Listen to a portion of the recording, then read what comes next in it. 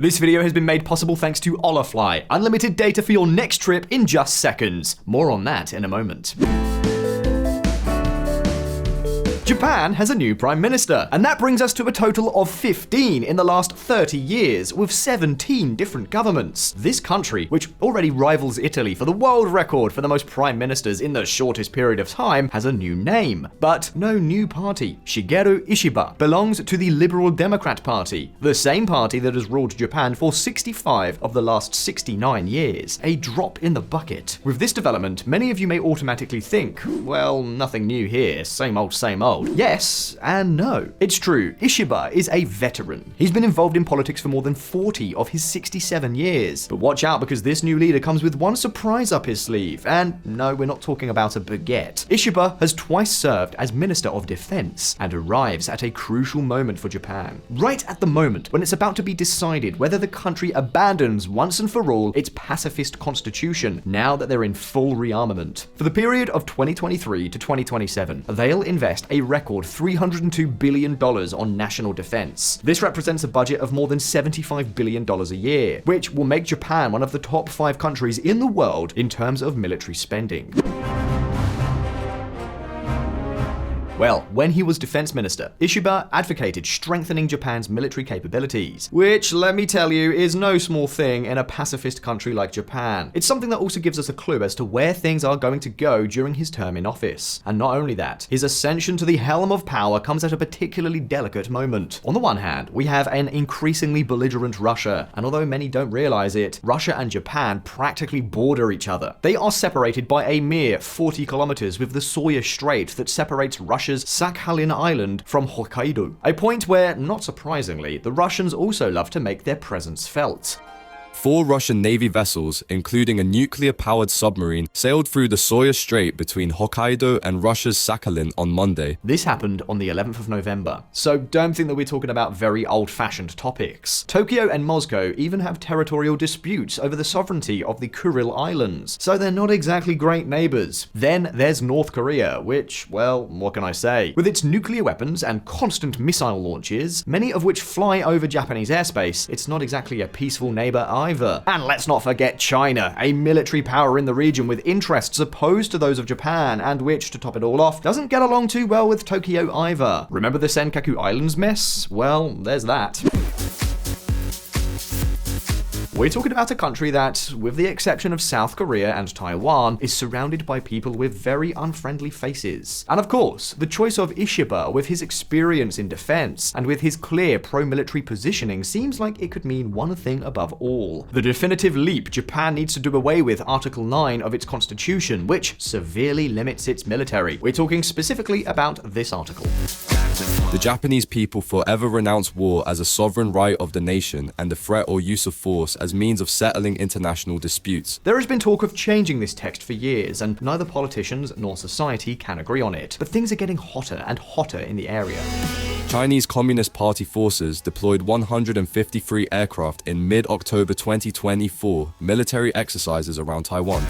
Japan says it will watch China's military activity after Beijing admits violating Japanese airspace. In fact, this latest news story is from this very week. So, given this context, Ishiba has made it clear that his goal is for Japan not only to keep itself safe, but also to play an active role in regional security. After all, don't forget that the country is an island that depends on trade. That's why Ishiba comes with a plan that is as clear as it is ambitious. Specifically, his plan has 2 pillars that are generating a lot of noise on the international scene, and that involve overcoming the famous Article 9. On the one hand, hold on to your chair, Ishiba has long been advocating the idea of creating a kind of Asian NATO, a defensive alliance including Japan, South Korea, Australia, and other countries, with the aim of counterbalancing the influence of China and North Korea. And no, we are not talking about AUKUS, but about a much more complete, totally new alliance built from scratch, an Asian NATO with its own Article 5. It sounds ambitious, and it is. It also sounds controversial, and it is. In fact, many consider the idea dead in the water, even though the new Prime Minister has not yet been in office for 2 months.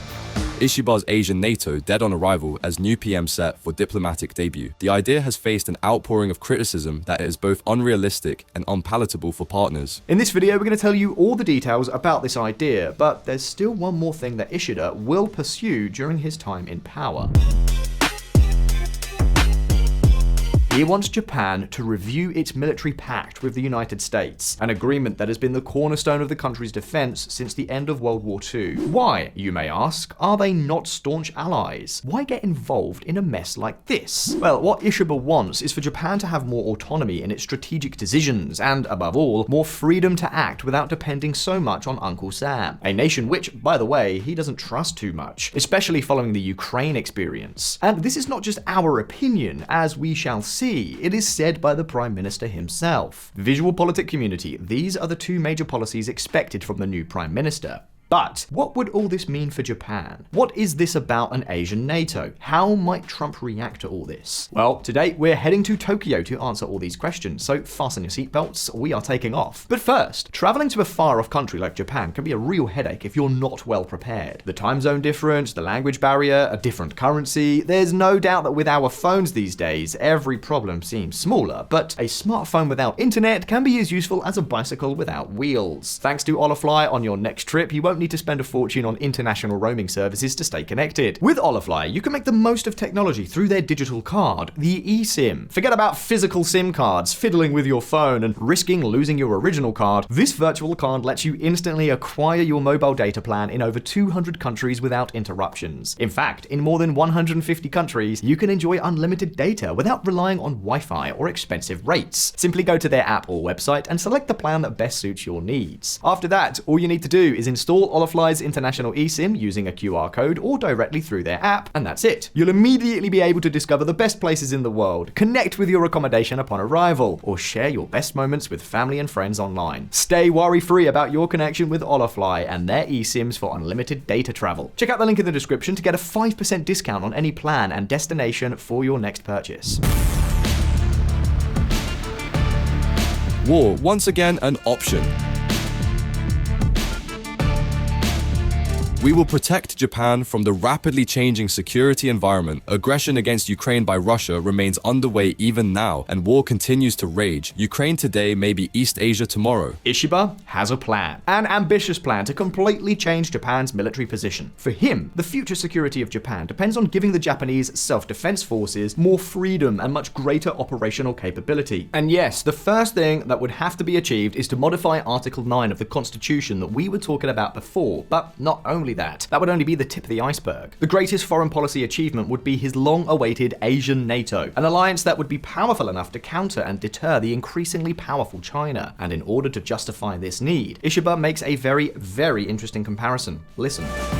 Replacing Russia with China and Ukraine with Taiwan, the absence of a collective self-defense system like NATO in Asia means that wars are likely to break out because there is no obligation for mutual defense. In order for the Western allies to deter China, the creation of an Asian version of NATO is essential. And whether these countries that have historical quarrels with Japan because of its imperialist past, such as South Korea, are in favor of this idea or not, there is one thing that is true, that a change is needed.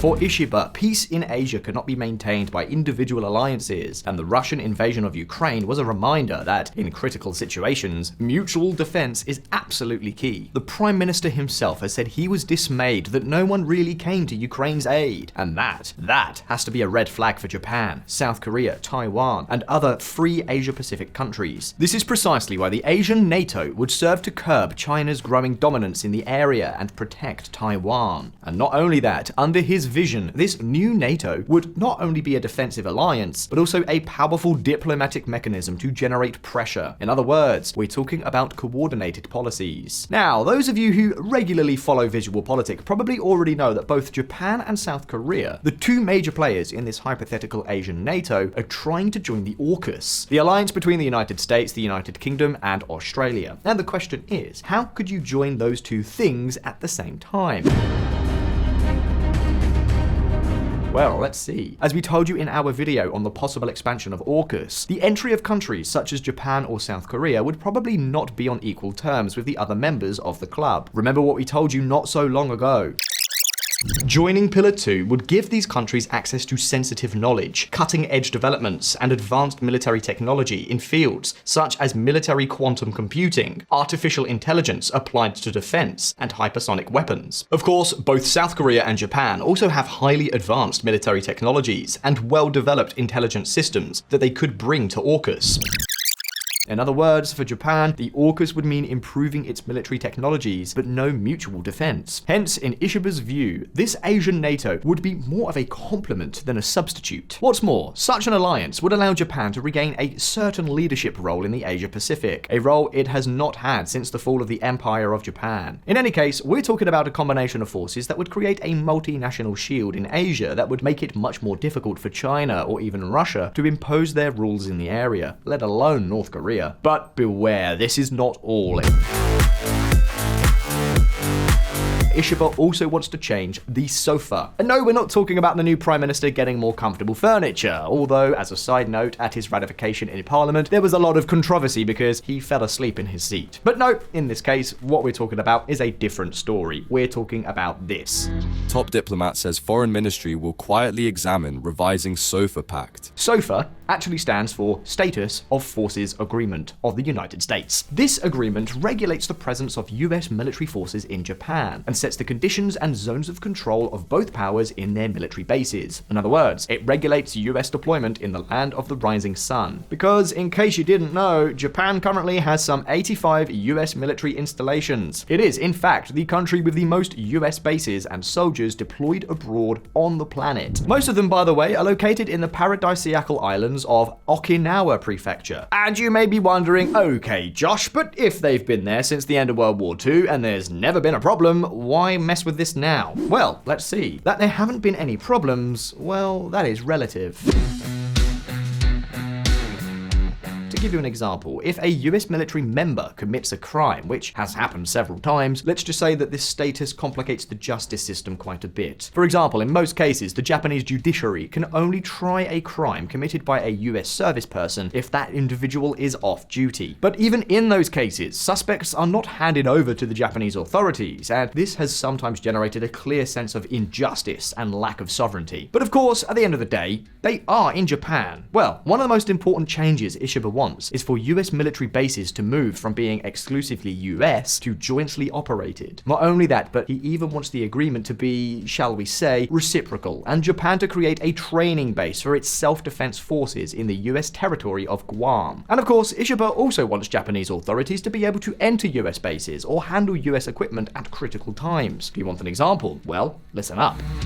I still remember the shock I felt when a US military helicopter crashed at Okinawa International University. Okinawa Prefectural Police were not allowed to touch the helicopter at all, and the entire aircraft was recovered and taken away. I don't think this is something that a sovereign, independent nation should accept. And the truth is, I don't know, it sounds like he's got a point, right? Of course, that's not the question. The question is this proposal truly realistic? Well, let's see. Ishiba himself has admitted that it may take several years of negotiations, but he's convinced that a Japan on a level playing field will be more secure. Now, all that we're telling you are big ideas, and that's why there are really a lot of doubts about the feasibility of all these plans, starting with the Asian NATO. Why? Well, let's take a look.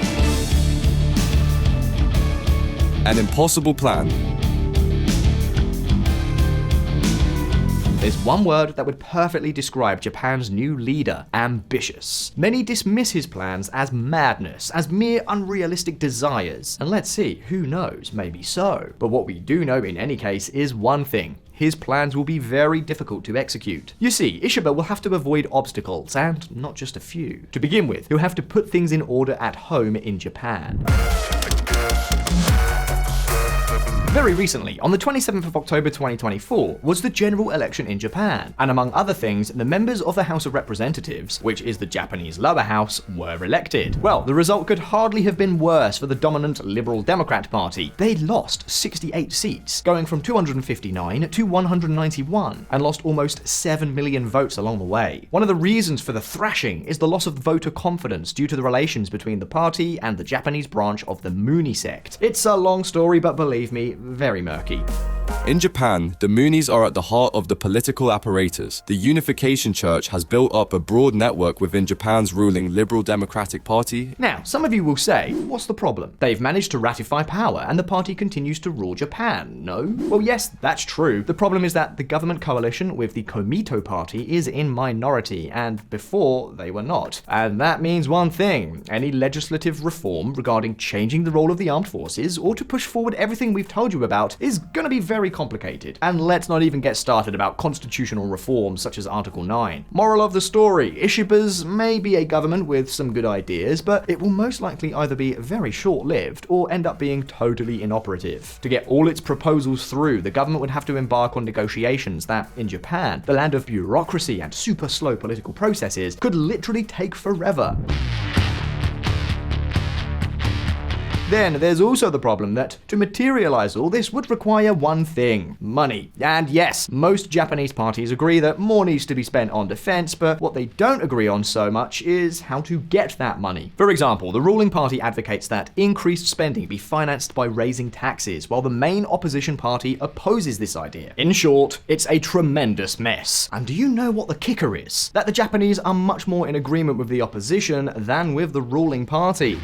80% of polls in Japan oppose tax hikes to fund defense buildup. In fact, by refusing, the Japanese would also most likely reject an amendment to Article 9 of the Constitution to allow Japan a more active military role. And to top it all off, besides money, something else would also be needed: more troops in the army. Something that's not easy to pull off in the country with the most aging population in the world. A country that loses population every year, and where there's zero unemployment. So there aren't many young people who want to go into the military. To increase professional recruitment, you'd have to pay a lot more, and that would cost even more money. But there's more. To make matters worse, the obstacles are not only inside, but also outside. Although in this case, there might be a small chance of success. The idea of an Asian NATO, however, reasonable as it may seem, sounds like a fairy tale even for the current US government.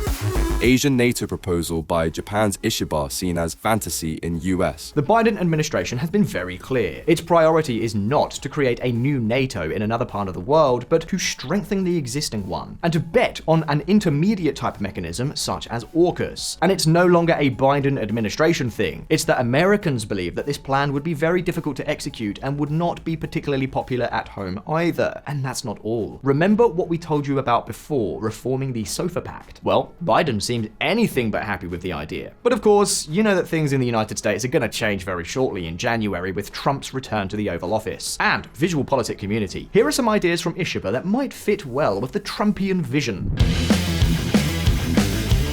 Let's see. Surely having Japanese troops in Guam, even for training, doesn't make Trump too happy. But if we're talking about the American bases in Japan, then things could be different. Why? Well, for one simple reason. This could mean Japan fulfilling one of Trump's wishes above all else: that its allies pay more for American troops overseas. Trump asks Tokyo to quadruple payments for US troops in Japan. If Ishiba were to get at least the sharing of military bases, Japan would have to invest in them. It would have to spend more on logistics, on maintenance, and perhaps even on the upkeep of the American soldiers on those bases. And that stuff about reducing defense costs abroad and claiming he got his allies to pay the right price is Trump's fantasy. You all know that, so come on, it's a win-win. The problem, again, is that in order to do so, the Japanese government would need funds and legal reforms that would have to be passed in a parliament it no longer controls. So anyway, this story seems like a dog chasing its own tail.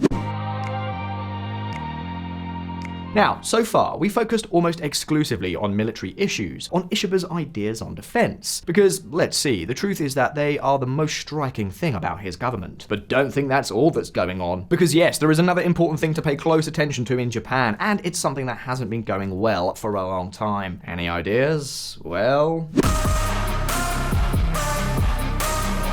resuscitating the economy. VisualPolitik community, we've already told you about it several times, both on this channel and on our sister channel, Visual Economic. Japan's economy has been standing still for decades. To give you an idea, GDP per capita closed 2023 at 2015 levels. The presence of its economy in the world is the lowest it's been since 1980, and its productivity, although it has improved in recent years, is not exactly skyrocketing. To illustrate this, Japan's productivity is between 60 and 70% of Germany's, and to this, we now have to add inflation, which for more than 2 years now has been well above levels to which the Japanese are accustomed. And let's see, it's not an economic problem to have inflation of around 3%. In fact, it's something that Japan has long sought, but it is partly a political problem. Because logically, many Japanese, particularly the older ones, don't like to see prices going up. Well, in response to this problem, Ishiba has already proposed economic aid packages to help lower incomes cope with inflation. And that means one thing. Remember the push for defense funding? Well, there's more competition, which is also more attractive to politicians. The fact is that in order to balance all its problems, Japan needs 3 things: growth, growth, and growth. There's no other way. And to achieve this, Ishiba is looking squarely at one particular industry. Can you guess which one? 3, 2, 1. Exactly. Semiconductors. In its previous budgets, Japan already invested more than $34 billion to try to get this sector off the ground in its home soil. But now, Ishiba wants to up the ante, shower an additional $65 billion on the industry by 2030. So even more competition for public funds. Japanese Prime Minister Shigeru Ishiba on Monday unveiled a $65 billion plan to boost the country's chip and artificial intelligence industries via subsidies and other financial incentives. Envious of its South Korean neighbor? Afraid that Taiwan, the world's largest manufacturer, will end up in trouble? Who knows? The point is that Japan's new leader is willing to pull out all of the stops to restore Japan to the technological superpower status it once held and can still aspire to. The land of the rising sun produced more than half of all semiconductors in the world in the 1980s. But now its production is less than 9% of the total. Some may call it nostalgia, who knows. By the way, Japan doesn't dominate semiconductors, but it does dominate the value chain needed to manufacture chips. So what does that mean? That if it grows in manufacturing as well, Japan could become the world's greatest chip superpower by far, which would give it a lot of cash and a great strategic advantage. Because, among other things, Tokyo is convinced that Washington can only be persuaded with its pocketbook. You see, the new Prime Minister has arrived with very ambitious ideas and tasks. Of course, the political situation that was already bad before with majority governments may become even more hampered now. We on VisualPolitik will be watching to see if Ishiba manages to get anything done and how long he lasts in power. Remember, 15 different Prime Ministers in 30 years. But in the meantime, it's your turn. Do you think Ishiba will succeed in pushing through the Asian NATO and SOFA pact reform with the US? Will he be able to get along with Trump to score at least a goal on shared military bases? Will he manage to improve the economy of the former electronics giant? Well, you can leave me your opinions below in the comments and we'll start a debate. Oh, and very important, if you liked this video, like it, subscribe to VisualPolitik, and activate the little notification bell if you haven't already done so yet. It's free, and this way you'll be updated with all our latest videos. As always, thank you so very much for being there. All the best. See you next time.